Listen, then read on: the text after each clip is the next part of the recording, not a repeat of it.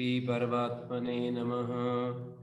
ओम श्री गुरुभ्यो नमः। ओम मातृशक्तये नमः। ओम असतो मा सद्गमय तमसो मा ज्योतिर्गमय मृत्योर्मामृतंगमय। ओम शांति शांति शांति। उपनिषद की कक्षा क्रम में 68 और प्रश्नोपनिषद की ये 11वीं कक्षा है। चतुर्थ प्रश्न में चतुर्थ मंत्र के बारे में काफी हमने विचार किया था और उसमें कल ये जो बात आई थी, तीसरे चतुर्थ दोनों मंत्रों को इकट्ठा करके उत्तर दिया गया है कि सोते हुए व्यक्ति में कौन जागता है। उत्तर दिया प्राणाग्नियां जागती हैं। एतस्मिन् पूरे जागृत, सोते हुए व्यक्ति में प्राणाग्नियां, प्राण को अग्नियां कहा, अग्नियों की तरह है ये, जैसे कि यज्ञ कुंड में अग्नियां होती हैं, ऐसे प्राण। गार्हपत्य अग्नि को अपान स्थानी बताया, अन्वाहार्य पचन को व्यान स्थानी बताया और प्राण को आहवनीय स्थानी बताया और समान को होता के रूप में प्रस्तुत किया।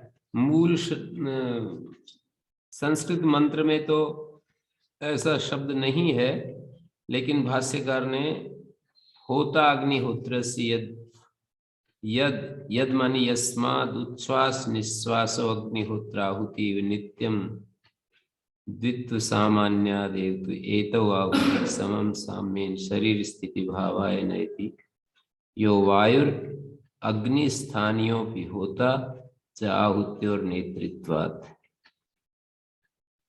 ये होता को अग्नि स्थानीय बता करके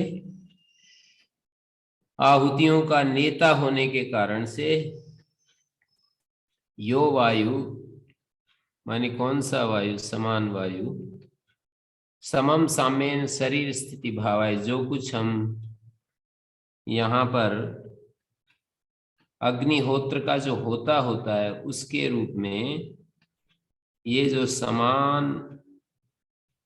समान वायु है, क्योंकि उस उच्छ्वास और निश्वास को अग्निहोत्र की आहुतियों की तरह साम्येन शरीर स्थिति भावाय नयति को असौ से समाना। तो ये यहाँ पर विदुषा स्वापो अपि अग्निहोत्र हवनम एव, विद्वान का जो स्वाप है, विद्वान का सोना, वो भी अग्निहोत्र के हवन की तरह है। तस्मात् विद्वान न अकर्मी इत्येव मंतव्य, विद्वान को अकर्मी नहीं मानना। विद्वान का जो हवन है वो भी चल रहा है।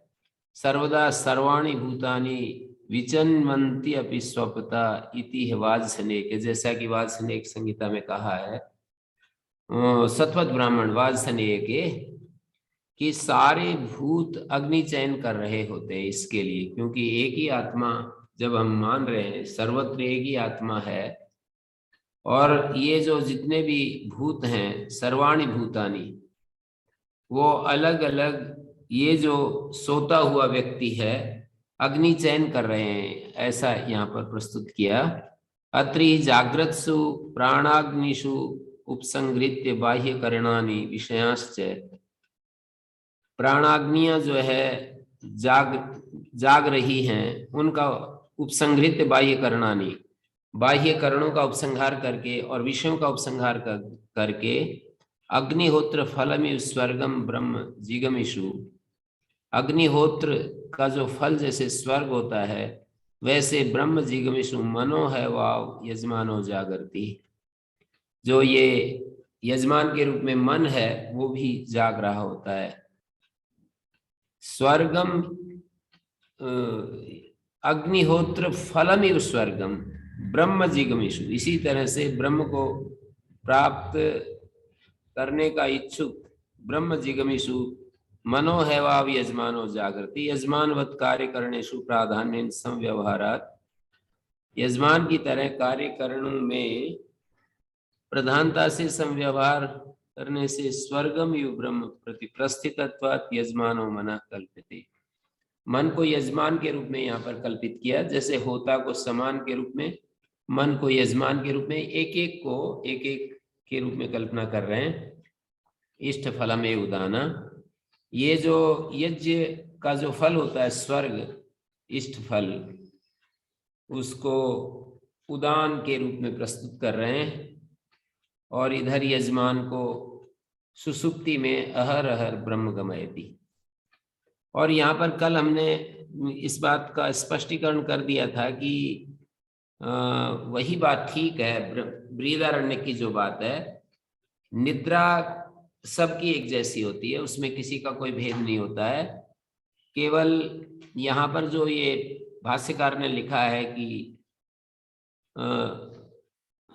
न अविदुषाम अनर्थाये विद्वता स्तूयते विदुषा श्रोत्रादि उपरम कालादारभ्ये यावत् सुप्तोत्थितो भवति तावत् सर्व याग फलानुभव एव।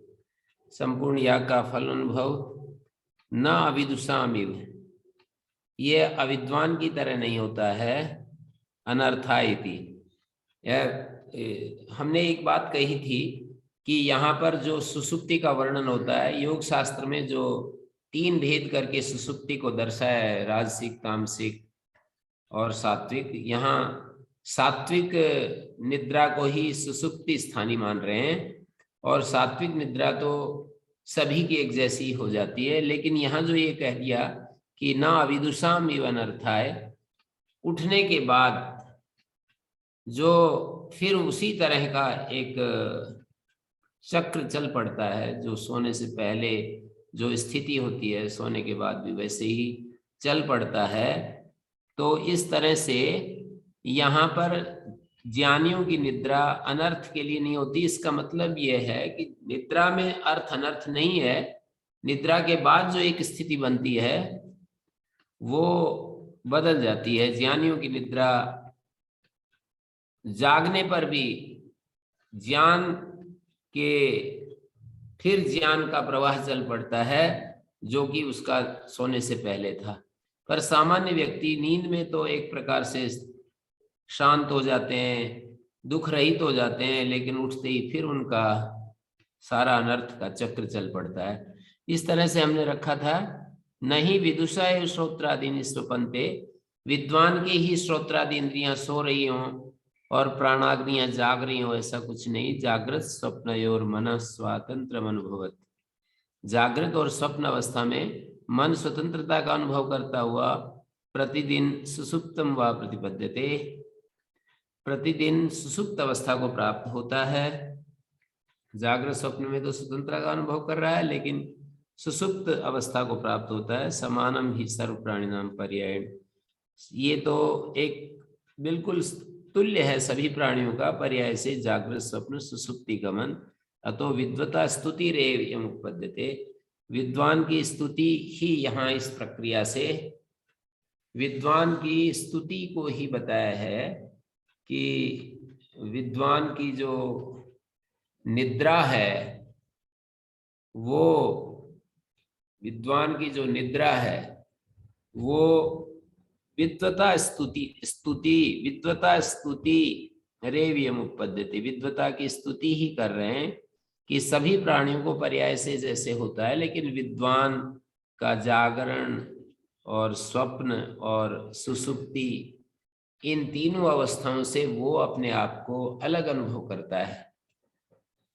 सामान्य व्यक्ति इस बात को अनुभव नहीं कर पाता है। जागृत, स्वप्न और सुसुप्ति, इन तीनों अवस्थाओं से अपने आप को विद्वान पुरुष पृथक अनुभव कर लेता है और दूसरे लोग नहीं कर पाते हैं, ये भेद है।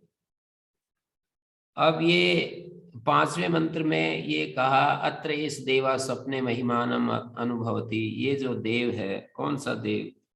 ये मनएव। पूर्व मंत्र में परे देव मनसी एक ही भवती, ऐसा जो होगा सब कुछ परम देव मन में एक ही भूत हो जाता है, उसी को यहाँ देव शब्द से कहा है।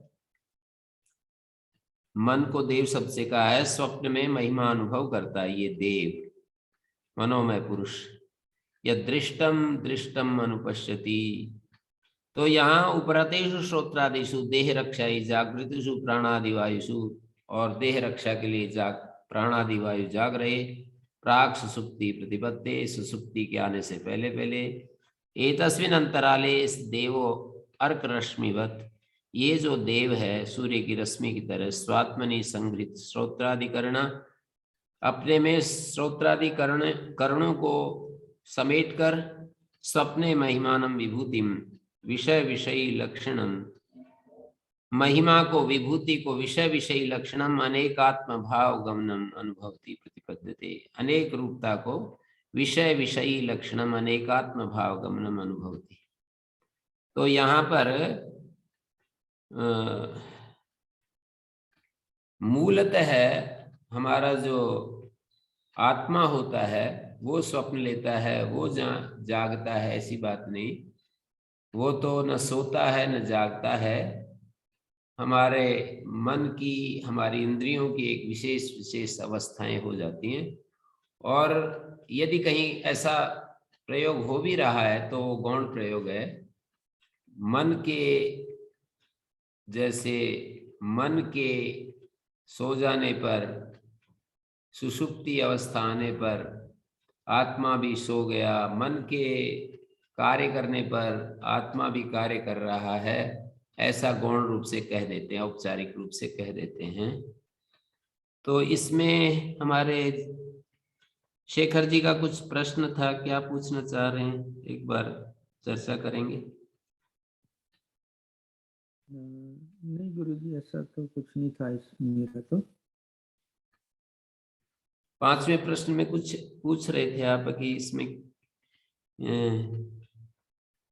इसमें यही बात है, आप कह रहे थे कि वो आत्मा को न सोता है न जागता है, ये जो बात कही है इसका क्या, वो मैंने बता दिया। जी जी, आपने वो तो बता दिया। तो इसमें ये कहा है कि ननु महिमानुभवने करणम मनो अनुभवितु तत्कथम स्वातंत्रेण अनुभवती इति उच्यते। महिमा के अनुभव में मन तो करण होता है अनुभव करने वाले का, तो स्वातंत्रेण अनुभवती कैसे कह रहे हैं। अनुभवती देव स्वप्ने महिमानम अनुभवती, स्वतंत्रो ही क्षेत्रज्ञ, क्षेत्रज्ञ स्वतंत्र होता है, मन को स्वतंत्र कैसे बता दिया, वो तो करण होता है, कर्तृ अधीन होता है। तो उत्तर देते हैं क्षेत्रज्ञ स्वातंत्र्यस्य मनोपाधिकृतत्व नहीं क्षेत्रज्ञ परमार्थता स्वतः स्वपिति जागृति वा, ये पंक्ति थी जो आप पूछ रहे थे। क्षेत्रज्ञ से स्वातंत्र्य से, क्षेत्रज्ञ जो जीवात्मा है उसकी स्वतंत्रता मन उपाधिकृत ही है, नहीं क्षेत्रज्ञ परमार्थता स्वतः स्वपिति जागृति वा, परमार्थतः जो जीव है वो न सोता है न जागता है। मनुपाधिकृतम एव तस्य जागरणम स्वप्नस्य, मनुपाधिकृति उसका जागरण है और स्वप्न है इति उक्तम वाचनेगे सधी स्वप्नो भूत्वा ध्यायति लीलायति, वो स्वप्न होकर के ज्ञान युक्त हुआ हुआ सधी स्वप्नो भूत्वा, स्वप्नो भूत्वा ध्यायति, मानो की ध्यान कर रहा है, मानो की क्रीड़ा कर रहा है। तस्मात् मनसो विभूति अनुभवे स्वातंत्र वचनम न्याय्यमेव, मन की विभूति अनुभव में स्वातंत्र वचन जो है न्याय यही है। तो मन उपाधि सहितत्वे स्वप्न काले, मन उपाधि के सहित होने पर स्वप्न काल में क्षेत्रज्ञ स्वयं ज्योतिष्टुम, ये तो फिर शास्त्रार्थ चल रहा है यहाँ पर। कोई ये कहता है कि भाई मन उपाधि सहित है तो स्वप्न काल में उसका स्वयं ज्योतिष्ट क्षेत्रज्ञ का कैसे बताते हैं, उसको इन्होंने ये सिद्ध किया है कि उससे मन उपाधि होने से उसका आत्मा का स्वयं ज्योतिष्ट बाधित नहीं होता है, वो बना ही रहता है स्वयं ज्योतिष्ट, जो अन्य ज्योतियां नहीं रहती हैं। यहाँ मनोज्योति इस तरह काम नहीं करती है कि जो एक प्रकार से वो मनोज्योति विषय विषयी के रूप में, जैसा ऊपर कहा विषय विषयी लक्षणम अनेकात्म भाव गमनम अनुभवति प्रतिपद्यते। सूर्य रश्मि की तरह स्वात्मनि संगृहित श्रोत्राधिकरण अपने में श्रोत्राधिकरणों को उपसंग्रहित किया हुआ स्वप्न में महिमा अनुभव करता है। एष देव, ये जो देव है मनोदेव, ये अपनी महिमा अनुभव करता है अलग अलग। निद्रा में तो कुछ भी नहीं रहता, तो इसलिए उसको स्वयं ज्योतिष तो दिखाया नहीं जा सकता, पर स्वप्न में अन्य ज्योतियां नहीं रहती, सूर्य ज्योति नहीं रहती, बाह्य कोई ज्योति नहीं रहती, इंद्रियां ज्योति काम नहीं कर रही, एक मनो ज्योति है, उसमें संस्कार है, वासनाएं हैं, तो उनको किस ज्योति से प्रकाश मिलता है? मन में जो विषय विषयी भाव की कल्पना है उसके लिए कौन प्रकाशक, कौन सहायक बनता है?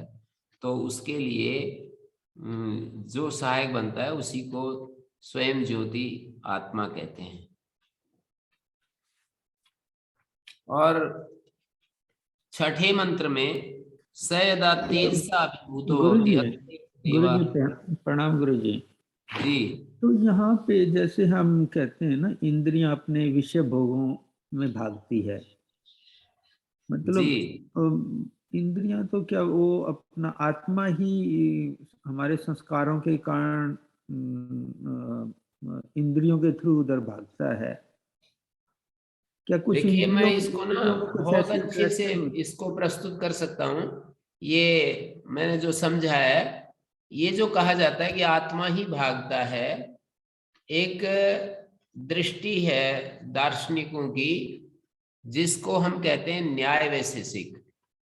जब न्याय वैशेषिक दृष्टि को सामने रखोगे तो उनकी दृष्टि होती है व्यवहार काल में क्या प्रतीति होती है उसको आधार बनाकर, और वहां बिल्कुल यही भाषा बोली जाएगी कि आत्मा भागता है, आत्मा जाता है, आत्मा देखता है, आत्मा में संस्कार होते हैं, आत्मा अनुभव करता है, यही भाषा बोली जाती है। आत्मा को ही ये सभी सारे बागडोर उन्हीं के हाथ में होती है, आत्मा को ही इस रूप में प्रस्तुत किया जाता है न्याय वैशेषिक के अनुसार। लेकिन जब हम कहते हैं सांख्य योग के ऊपर, तो सांख्य योग में बुद्धि में वो सब क्रिया प्रतिक्रिया होती है, आत्मा की उपस्थिति में बुद्धि में वो होता है जो कुछ हम वहां पर आत्मा में कह रहे थे वो सब बुद्धि में होता है, ऐसा प्रस्तुत करते हैं।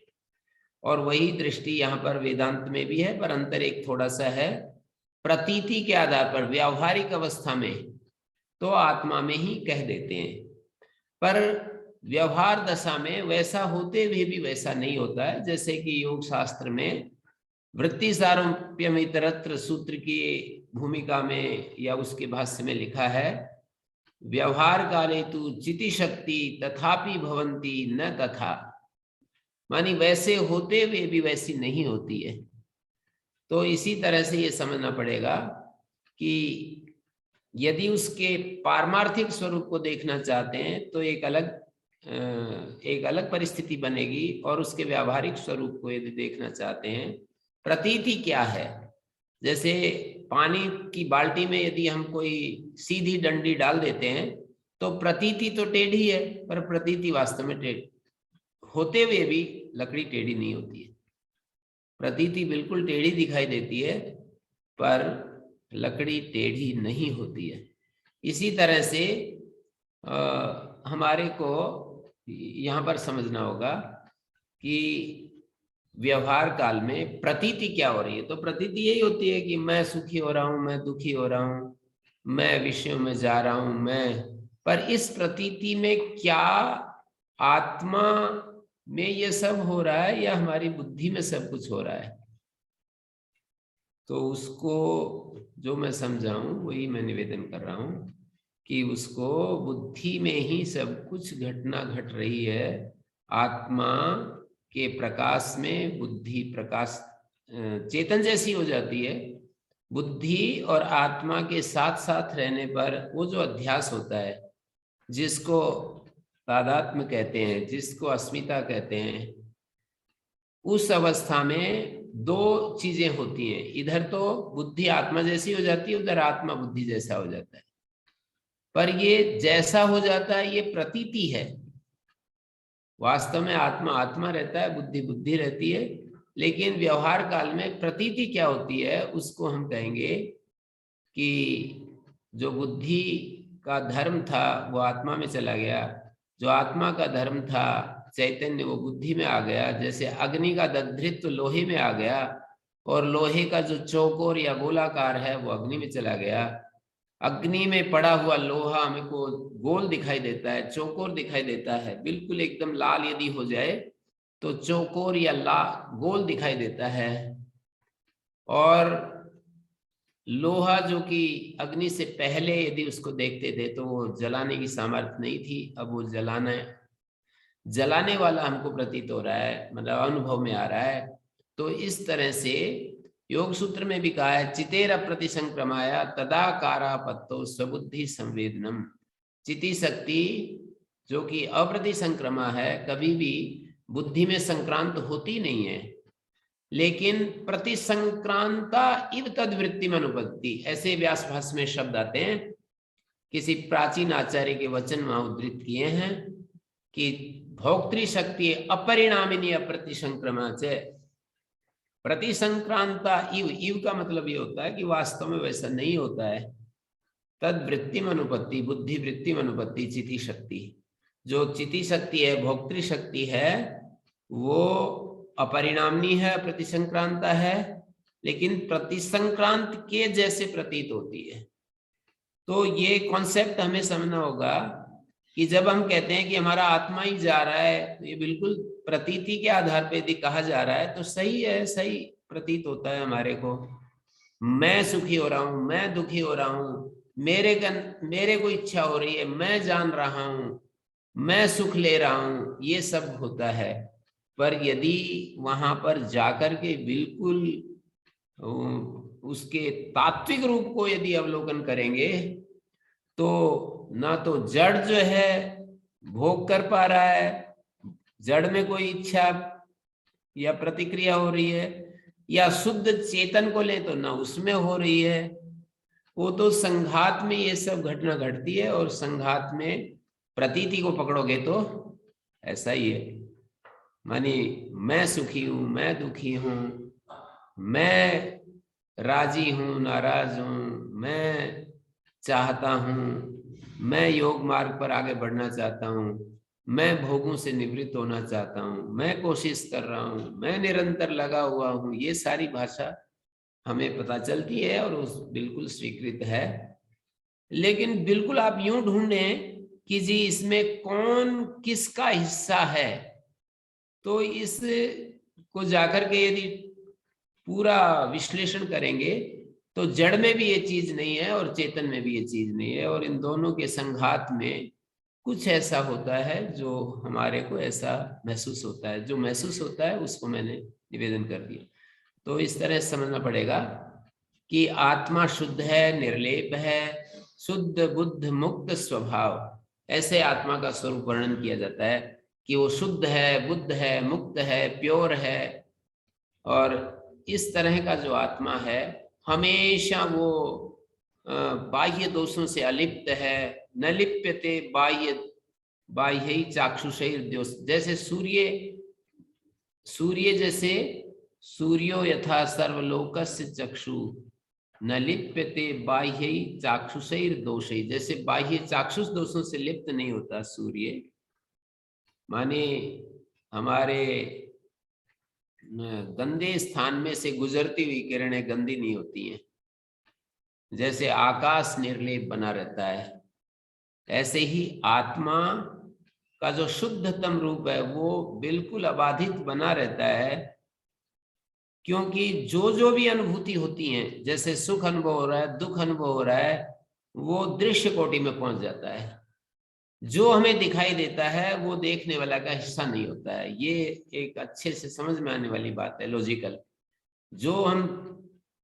जो भी हम अनुभव करते हैं वो अनुभविता का हिस्सा नहीं, वो अनुभव के रूप में जो आता है वो दृश्य का ही धर्म है।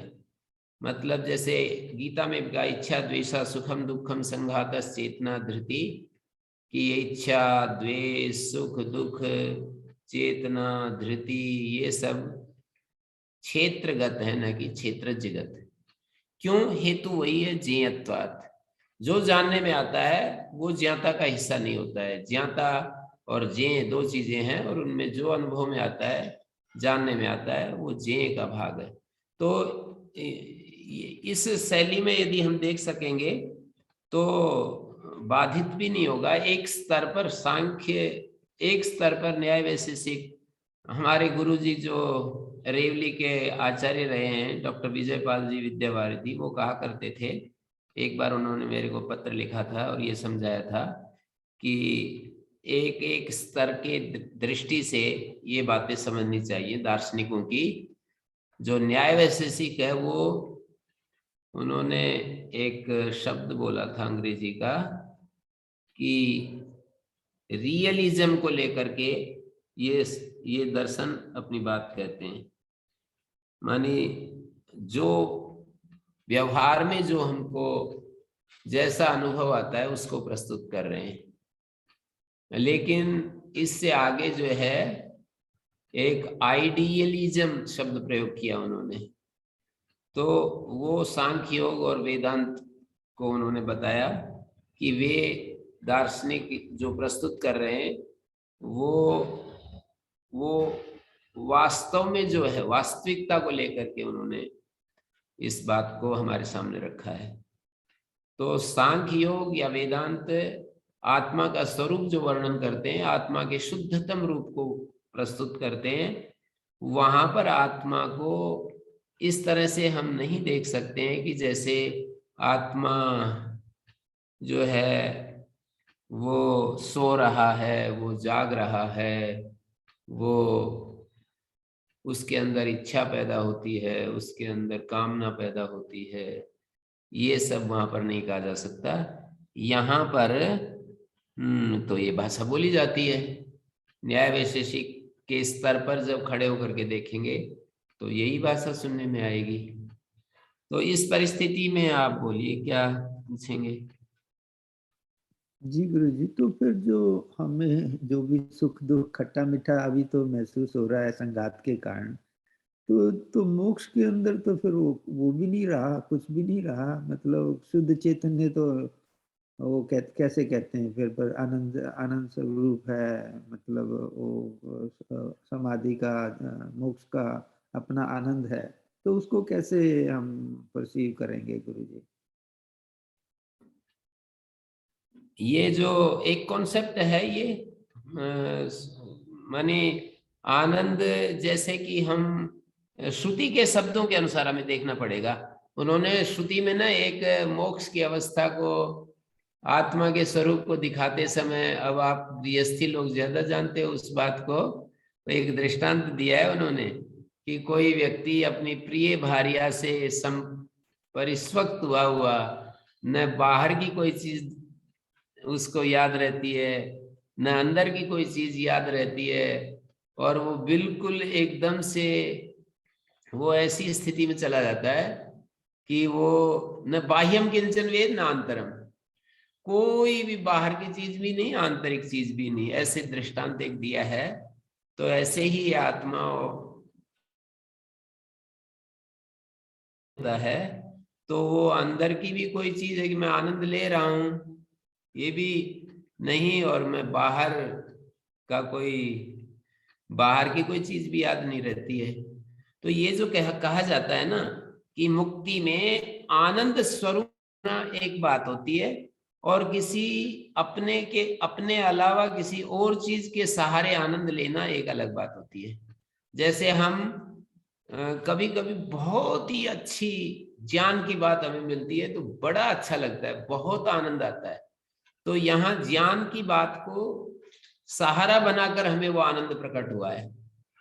कभी कभी बहुत अच्छे मुझे मतलब अपने बाल्यकाल की भी घटनाएं याद आ रही हैं। जब हम खेलते थे तो वो स्मृति कभी कभी की मेरे को अभी भी याद आ रही है कि बहुत ही आनंद आता था खेलते समय। जैसे हम खेल रहे हैं तो हम भूल जाते थे सब कुछ और बहुत अच्छा लगता था, बहुत ही आनंद आता था।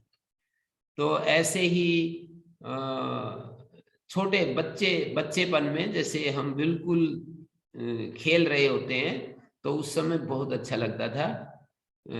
पिछला मैं अपने जीवन को देखूं तो ऐसे जा करके 50 साल पहले की, 60 साल पहले की घटना की बात कर रहा हूं मैं। 50-60 साल पहले की बात याद करके बोल रहा हूं। और अभी भी जब हम किसी अपने कोई हमारे मनचाहा विषय आ जाता है और हम अपने आचार्य से प्रश्नोत्तर कर रहे होते हैं और बहुत ही अच्छे से बुद्धि में बैठ रहा होता है, बहुत ही अच्छा लगता है, बहुत ही आनंद आता है। तो वो सारे आनंद जो है ना किसी आलंबन को लेकर के हो रहे हैं। वो आनंद हमारे भीतर है, वही प्रकट होता है, पर किसी आलंबन से उद्बुद्ध हो रहा है। बिना आलंबन के वही आनंद शांत स्वरूप, रस स्वरूप, भय रहित, निर्भयता सहित, निर्भय अवस्था में वो हमको महसूस होता है। मानी ये तो सब आलंबन के द्वारा वो आनंद प्रकट करते हैं। एक बार मुझे वो बताया, रोजड़ वाले स्वामी मुक्तानंद जी हैं, वो चेन्नई में गुरुजी से बात कर रहे थे, तो बहुत देर तक वो बात करते रहे और उन्होंने आखिर में एक बात बोली कि आचार्य जी बड़ा आनंद आया। तो उन्होंने कहा छूटते ही कि आनंद तो भीतर है, बाहर से कैसे आ गया? आनंद तो भीतर है, बाहर से कैसे आनंद आ गया? तो आनंद हमारे भीतर होता है, पर बाहर की उस चर्चा ने उस आनंद को उद्बुद्ध किया, उस आनंद को जगाया। तो एक एक घटना के सहारे, कोई हम जंगल में घूम रहे होते हैं, बहुत ही पेड़ दिखाई देते हैं और हम बिल्कुल एकदम उस दृश्य से गुजर रहे होते हैं, या कहीं हम बिल्कुल संसार से निर्लिप्त होकर के घूम रहे होते हैं, नदी के किनारे घूम रहे हैं या जंगल में घूम रहे हैं या बिल्कुल अपनी सांसारिक चिंताओं से मुक्त होकर के घूम रहे हैं, तो उस समय भी ऐसा आनंद हमें प्रकट होता है। पर वो आनंद बाहर की परिस्थितियों से हमारे भीतर उजागर किया जाता है। और जब कोई भी आलंबन नहीं है और हमारे भीतर वो आनंद प्रकट होता है, इंद्रियां शांत हो जाती हैं, तब भी प्रकट होता है वो आनंद। उसको आनंदानुगत समाधि कहा है, जो एक स्टेप पहले है, अस्मितानुगत समाधि से पहले है। मानी वितर्क विचार आनंद अस्मिता रूपानुगमात। तो आनंद मानी किसी इंद्रियां जो है, कोई भी इंद्रियों का विषय जब उन्हें नहीं प्रस्तुत किया जाता तो सहज रूप से इंद्रियों के शांत होने के बाद भीतर से एक आनंद प्रकट होता है। उसको, उस आनंद पर ध्यान करने का नाम आनंदानुगत समाधि है। किसी को विषय बना करके, जैसे कि स्वप्न निद्रा जानालंबनम व, स्वप्न ज्ञान निद्रा ज्ञान को आलंबन करके भी हम मन की स्थिति को एकाग्र करते हैं। तो इसी तरह से हम आनंद को भी विषय बना करके अपने मन को स्थिर करते हैं। ये एक स्थिति है और हम शांत स्वरूप हो जाते हैं, आनंद स्वरूप हो जाते हैं। कोई विषय नहीं होता है, फिर भी हम अपने स्वरूप में होते हैं, तो वो हमारा स्वरूप ही सतचित आनंद स्वरूप होता है। अब उसको ऐसा कह सकते हैं हम कि महर्षि दयानंद की भाषा में कि जीव अपने स्वरूप को पूरा का पूरा उस आनंद स्वरूप में मग्न हो गया, तो वो उस समय द्वैत तो नहीं रहता, कम से कम उतने समय के लिए द्वैत तो नहीं रहता। द्वैत का मतलब मैं अब परमात्मा का आनंद ले रहा हूं, ये आभास नहीं होगा। मैं, कोई गृहस्थी ये कहे कि मैं अब इस पूरा जो सुख है, हम जो स्त्री पुरुष एक हो गए और यहाँ जो सुख ले रहे हैं, मैं इस सुख को बड़े आनंद से भोग रहा हूं, ऐसी कुछ बात ही नहीं रहती, कोई वृत्ति ज्ञान ऐसा रहता नहीं है, बिल्कुल मन पूरा शांत हो जाता है, ऐसा श्रुति बताती है। तो ऐसा ही हमारे को यही स्थिति, जब हम पूरा मन कामना मुक्त होता है, इच्छा रहित होता है, कोई विषय नहीं होता है, तो हमारी स्थिति ये हो जाती है। तो ये दो दृष्टियां हैं। जब हम सांख्य योग के अनुसार देखते हैं तो आत्मा बिल्कुल शांत स्वरूप है, और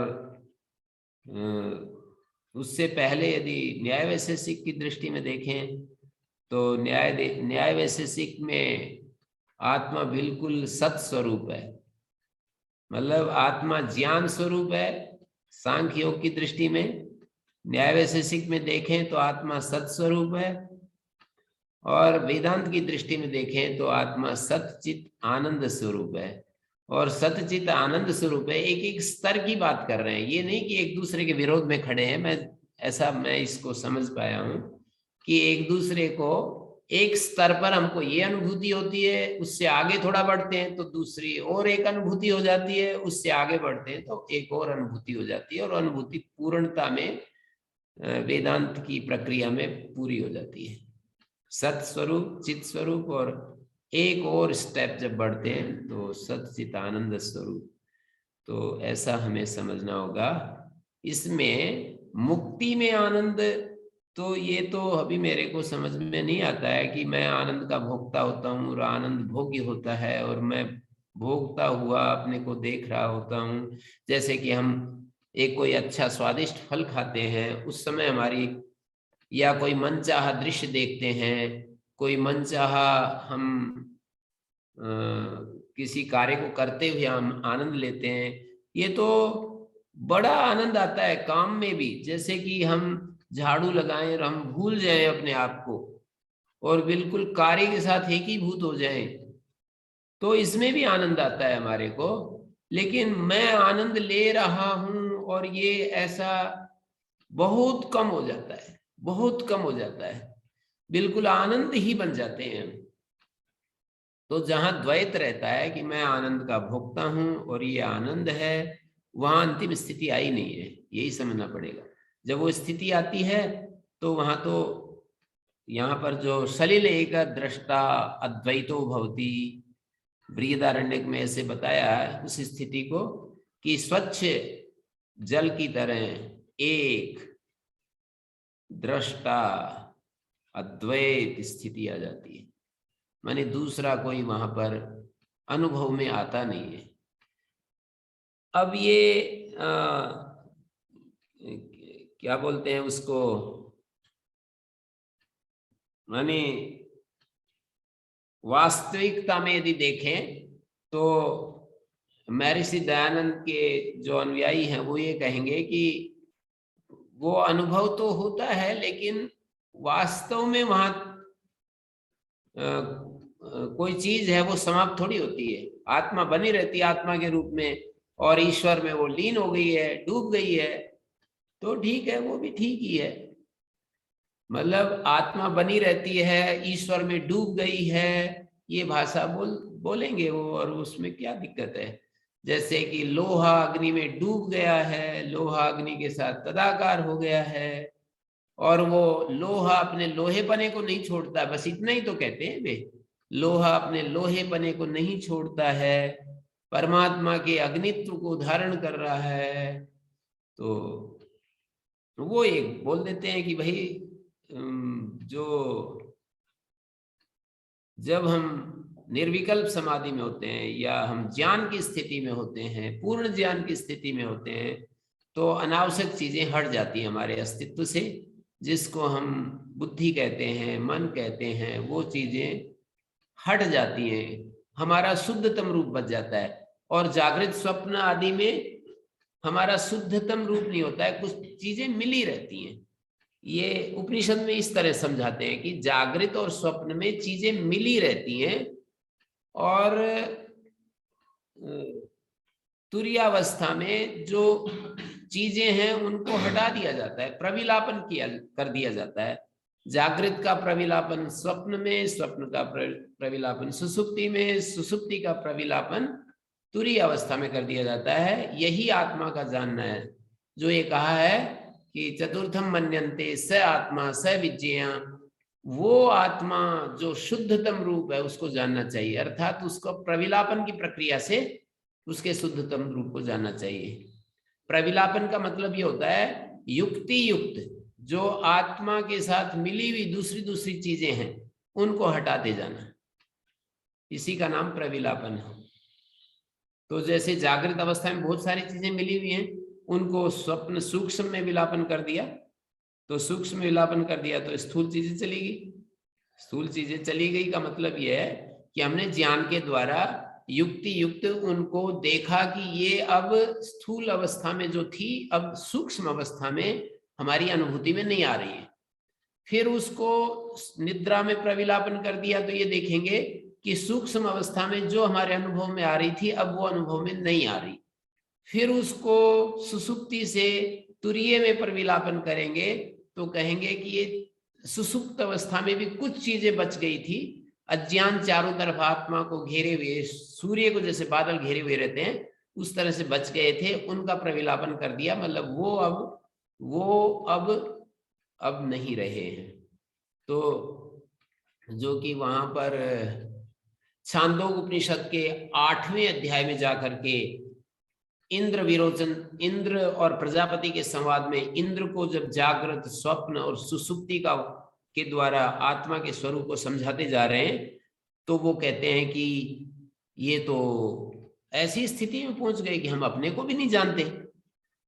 तो प्रजापति ने कहा कि इसके लिए थोड़ा समय और धैर्य से आप हमारे लिए दीजिए, मतलब हमारे पास रहिए। तो उन्होंने 5 साल की और बात कही, 5 साल वो और रहे, और फिर उसके बाद जो वहां पर कहा है वो बहुत महत्वपूर्ण है। अगले वाले मंत्रों में 8वें अध्याय में छांदोग उपनिषद में उसके बाद जो कहा है तो वो ये कहते हैं कि शरीरम व अशरीरम व संतम न प्रिया प्रिय स्पृशता सशरीर से व प्रिया न प्रिया प्रिय और अपहतिरस्ती, ऐसे ऐसे करके। और आगे जो अगले मंत्रों में जो बात कही है तो वहां तुरीय अवस्था का ही वर्णन इस रूप में प्रस्तुत किया है कि शरीर, तीनों शरीरों से जब तक हम अलग नहीं, अपने आप को अनुभव नहीं कर लेते। कैसे अनुभव? जैसे कि ये देना, तीनों शरीरों से अपने आप को कैसे अनुभव, जल्दी दो, डरते डरते क्यों दे रहे? जैसे यहां पर एक मेरे पास ये है, ये एक वो है, एक हाथ में मेरे हाथ में सलाका है और दूसरे हाथ में मुंज है। तो जब तक कठोपनिषद में ये दृष्टांत दिया है कि मुंज से जैसे इशिका को अलग कर दिया जाता है, मुंज अपना शरीर है, इशिका जो आत्मा है, इसको बिल्कुल, ये तो है ही अलग, लेकिन इसको ऐसा हम जब जानने लगते हैं तो फिर हम जो चाहते हैं वो मिल जाता है। जैसे ये देखिए, ये एक हाथ में मेरे को मुंज आ गई है, दूसरे हाथ में इसी का आ गई है, और ये ही हमारे शरीर और आत्मा की स्थिति है। हमारा शरीर जो है, तीनों शरीर तो मुंज के तरह हैं, और आत्मा ये दूसरे हाथ में, बाएं हाथ में, लेफ्ट हैंड में जो मेरे ये है, ये आत्मा की तरह है। एक बार दोबारा फिर मैं इसको तोड़ करके दिखाता हूं। फिर देखिए, इसकी डंठल को तोड़ते जाते हैं, ऐसे निकालते जाते हैं। ये देखिए, ये देखिए, हैं, ऐसे ही चलता जाता है।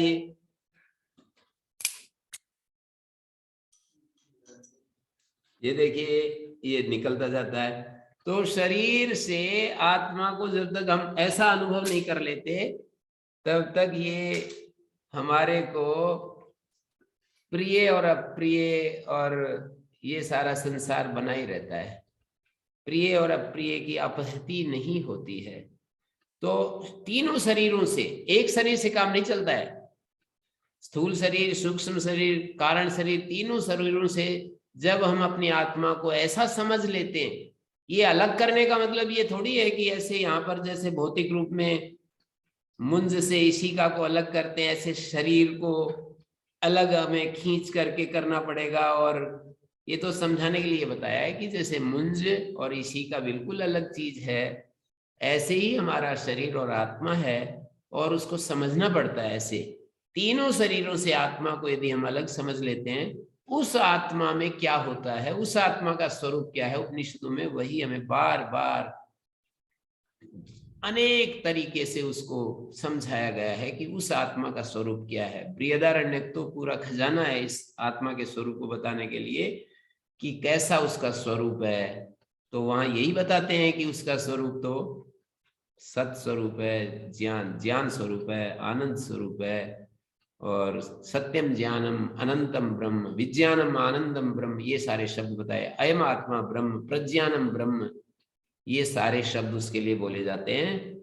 और उसके शुद्धतम रूप को बताने के लिए तत्वमसि ऐसे ही शुद्धतम रूप के लिए कहे गए हैं कि जब त्वम की उपाधि को बैठा दिया, त्वम की उपाधियां ही तो है तीनों शरीर, और तत् की उपाधियां ही है तीनों शरीर। जो तत् की भी उपाधि है, एक कारण शरीर मानी जिसको हम अव्याकृत कहते हैं, जिसको हिरण्यगर्भ कहते हैं, जिसको वैश्वानर कहते हैं, इन तीनों उपाधियों को हटा करके यदि वहां देखेंगे तो वहां पर भी वो शुद्ध आत्मा पर पहुंच जाएंगे। और यहाँ जो जीव के स्तर पर देखेंगे, समष्टि के स्तर पर, व्यष्टि के स्तर पर, व्यष्टि के स्तर पर देखें तो यहाँ भी तीन उपाधियां जब हम हटा देते हैं तो आत्मा का शुद्धतम रूप हमें ज्ञात हो जाता है। ऐसे आत्मा को जानने की बात कही जाती है। और उस आत्मा को असंगोयम पुरुषा, असंगो नहीं सज्जते, अशीर्यो नहीं शीर्यते, असितो न व्यथते न रिष्यति, ये ऐसे ऐसे शब्द उसके लिए। अदृष्टि दृष्टा, अश्रोत्री श्रोता, वो आत्मा अश्रुतम श्रोता, अदृष्टम दृष्टा, अमतम मनता, ऐसे ऐसे शब्द हमें सुनाई पड़ रहे हैं कि वो देखने में नहीं आता, देखने वाला है। अश्रुतम श्रोता, सुनने में नहीं आता, वो सुनने वाला है। अमतम मनता, वो जानने में नहीं आता, जानने वाला है। तो ऐसे उस आत्मा को कितने तरीके से बार बार समझाया गया है। दृष्टे दृष्टा, श्रुते श्रोता, मते मनता, इसका मतलब जो हमारी एक दृष्टि होती है, आंख से जो हम जानते हैं उसका जो दृष्टा है, जो श्रवण करते हैं उसका जो श्रोता है, जो हम मनन करते हैं उसका जो मनता है, उसके पीछे जो, जिसको केनोपनिषद में भी केनेशितम पतति प्रेषितम मना, केन प्राणा प्रथमा प्रैति युक्ता, तो वहां पर भी यही कहा कि वो प्राण का प्राण है, मन का मन है, वाणी का वाणी है, चक्षु का चक्षु है। ऐसे उस स्वरूप को जानकर अमर हो जाते हैं, मानी इनके पीछे जो चैतन्य रूप में विद्यमान है। ऐसे उसके परमात्मा का आनंद स्वरूप, परमात्मा का सत्स्वरूप, इसको बताने के लिए सदैव सौम्यदमग्रासित सत्स्वरूप को बताया, यहाँ ज्ञान स्वरूप को बताया, विज्ञानम आनंदम ब्रह्म, वहां पर उसके आनंद स्वरूप को बताया। तो ये जितने भी परमात्मा के स्वरूप, आनंदादि खलु इमानि भूतानि जायन्ते, भृगुवल्ली में जब वरुण और भृगु के संवाद में पितरम वरुणम उपससार, भृगु जो है अपने पिता के पास गए तैत्तिरीय उपनिषद में, और उन्होंने कहा कि मुझे ब्रह्म का उपदेश दीजिए। तो उन्होंने बहुत सारे वो गिनाए उपाय। उन्होंने कहा कि वाणी, वाग ब्रह्म, मनो ब्रह्म, प्राणम ब्रह्म, चक्षु ब्रह्म, ये सारी चीजें उन्होंने सामने रखी, विज्ञानम ब्रह्म, ये सब। तो ब्रह्म का लक्षण भी बता दिया। एन वा इमानि भूतानि जायन्ते, एन जातानि जीवन्ति, यत् प्रयन्ति अभिसम विशन्ति, तत् विजिज्ञासस्व तत् ब्रह्म। तो उन्होंने कहा इसके लिए तप करो, तपसा ब्रह्म विजिज्ञासस्व तपो ब्रह्म। तब से ब्रह्म को जानने की इच्छा को उन्होंने तब किया और अपने पिता के पास गया कि अन्नम ब्रह्म मेरे को समझ में आ रहा है, कुछ और भी आप इसमें बताएंगे या यही, पर मुझे संतोष तो नहीं हो रहा है पूरा का पूरा। अन्नम ब्रह्म बेजानात, अन्न को ब्रह्म तो समझ लिया, क्योंकि उसका जो ब्रह्म का लक्षण था आंशिक रूप में घटता है अन्न के ऊपर। येन वा अन्येन वा इमानि भूतानि जायन्ते अन्येन जातानि जीवन्ति अन्नम प्रयन्ति अभिसंविशन्ति, ये सारे लक्षण घट रहे हैं। लेकिन इसके आगे मुझे और ब्रह्म का स्वरूप बताओ, क्योंकि अभी मुझे तृप्ति नहीं हो रही। उन्होंने फिर मनोब्रह्म बताया, प्राण ब्रह्म बताया, उस पर भी ये घटता है आंशिक रूप से। मनोब्रह्म बताया, उस पर भी आंशिक रूप से घटता है। ज्ञान ब्रह्म बताया, विज्ञान ब्रह्म बतलाया, विज्ञानेन इमानि भूतानि जायन्ते येन जातानि जीवन्ति, जिससे ये सब पैदा होते हैं, जीते हैं, इसमें ही लीन हो जाते हैं। फिर भी उसको संतुष्टि नहीं हुई, लेकिन आखिरी में आनंद ब्रह्म की बात आई, आनंदम ब्रह्म विजानात, और वहां तृप्त हो गए, वो वापस नहीं गए, लौट करके संतुष्ट हो गए। तो उपनिषदों में आनंद ब्रह्म बताया और उसको सबको अपने भीतर खोजने की सलाह दी। पहले अन्न के रूप में ब्रह्म को देखा, फिर प्राण के रूप में, मन के रूप में, विज्ञान के रूप में। विज्ञान का मतलब हमारी बुद्धि जो देख रही है, सुन रही है, जान रही है, समझ रही है, जो बुद्धि, ये भी ब्रह्म का ही रूप है। लेकिन इन सब में आंशिक ब्रह्म का लक्षण घटता है, पूरा ब्रह्म का लक्षण नहीं घट रहा। तो फिर आखिरी में जाकर के जब आनंद की बात आई तो शांत हो गए, चुप हो गए, और वो वापिस अपने पिता के पास नहीं गए पूछने के लिए, तृप्त हो गए बिल्कुल एकदम से। तो ऐसे उपनिषदों में आनंद ब्रह्म भी बताया जाता है, विज्ञान ब्रह्म भी बताया जाता है। सदैव सौम्यदमग्र आसीत, उस प्रक्रिया में सत स्वरूप बताया कि ब्रह्म सत स्वरूप है, उससे ही ये सब सारा अस्तित्व उसी से प्रकट हुआ है। तो मुझे बहुत ज्यादा ये सारे शब्द आगे पीछे के बोलने पड़ते हैं, पता नहीं आपको कितना मेरे शब्दों से वो मतलब कितना लाभ होता है, कहाँ तक आप समझ पाते हैं, ये तो आप ही बताएंगे। मुझे जो समझ में आ रहा है मैंने प्रस्तुत किया है, ये चर्चा जो है। जी गुरु जी, बड़ा सूक्ष्म विषय है और फिर थोड़ा थोड़ा हमें पता चलता है। नहीं, ये तो इसमें आशीर्वाद, आत्मा का शुद्धतम रूप होता है, एक आत्मा का बुद्धि संयुक्त रूप होता है। तो जब हम ये कहते हैं कि मेरे को मतलब अच्छा लगता है, मुझे बुरा लगता है, तो ये जब कहते हैं अच्छा लगता है, बुरा लगता है, तो वहां बुद्धि जुड़ी रहती है। और मुक्ति में तो सारी उपाधियां हट जाती हैं, आत्मा का जो सतचित आनंद स्वरूप है वो बच जाता है। तो मतलब उपनिषद को यदि हम आधार बना करके चलेंगे तो एक तरीके से नहीं, अनेक तरीके से इसी बात को प्रस्तुत किया गया है। और आगे मैं बढ़ रहा हूं छठे मंत्र में, समय भी हो गया है वैसे। स यदा तेजसा अभिभूतो भवति अत्रैष देवा स्वप्ना न पश्यति अथ तद एतत् सुखम। कस्य एतत् सुखम भवति, सुख का धर्मी कौन है? तो कहा जब तेज से अभिभूत हो जाता है। तेज का मतलब है पित्ताख्य तेज, ऐसा भाष्यकार ने अर्थ किया है, विषयोपलब्धि स्थाना नाम आवृतत्वात्। इस पित्त के द्वारा विषयोपलब्धि जो स्थान है वो आवृत हो जाते हैं। विशेष विज्ञान अभाव, विशेष विज्ञान का जब अभाव हो जाता है तो स्वरूप सुख ही वहां पर सुख के रूप में कहा जाता है। मतलब विशेष विज्ञान का जब अभाव हो जाता है, विषयोपलब्धि स्थान आवृत हो जाते हैं, आत्म सुख अनावृत हो जाता है, और वहां पर वो स्वप्नान न पश्यति, देखता है। अभी इससे पहले स्वप्न देखने की बात कही थी, अब जो स्वप्न नहीं देखता है, तदा तस्मिन् शरीरे एतत् सुखम भवति, उस समय शरीर में सुख होता है।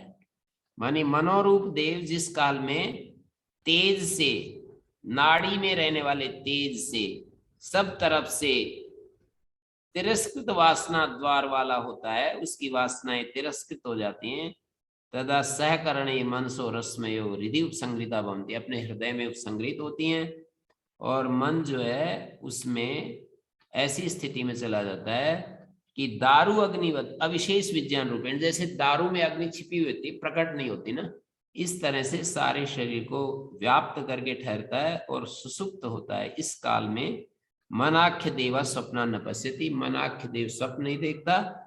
और दर्शन द्वार से निरुद्धत्वा तेजसा, तेज जो है देखने के द्वार को निरुद्ध कर देता है।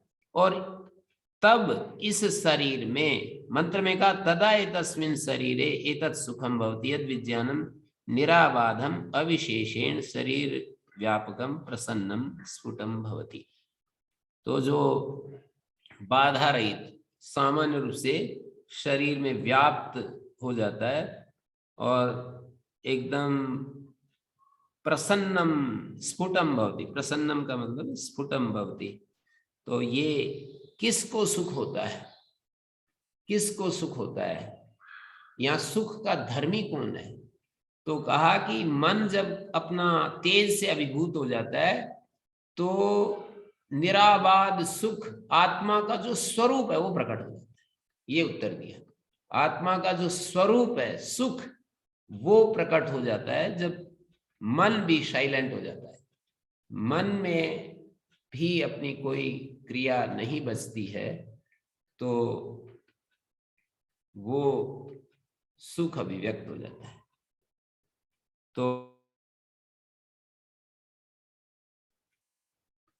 किसी का कुछ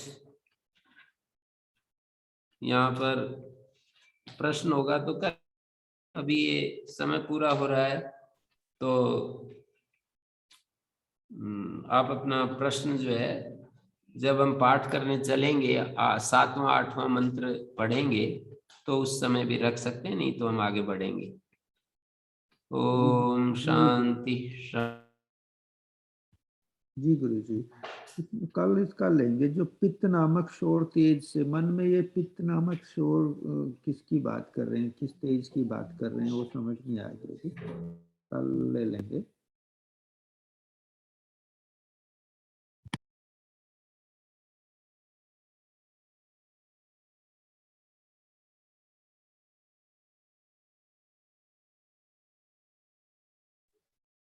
गुरु जी सादर प्रणाम।